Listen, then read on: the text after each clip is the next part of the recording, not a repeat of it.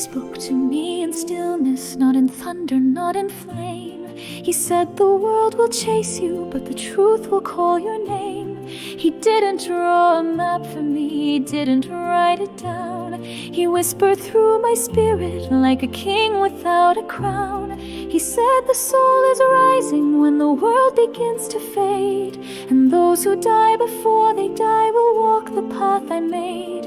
He spoke not just of afterlife, but of the world within, where ego fights with silence and light unlearns its sin.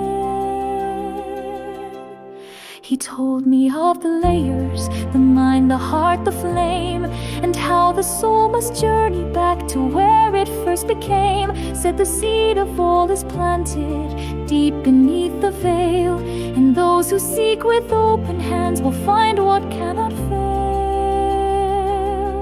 These were not things meant for power, not for temples made by hands. They were gifts of sacred knowledge that no scroll could understand. He said the lore is heavy when it's written without breath, but spirit leads to freedom, and freedom conquers death.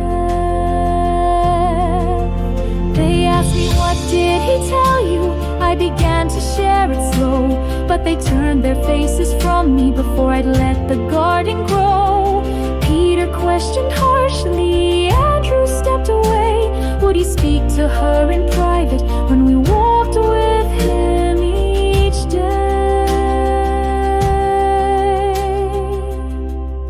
But Levi took my trembling hand. He said if he chose to give, then let her speak the message, for the soul is meant to live.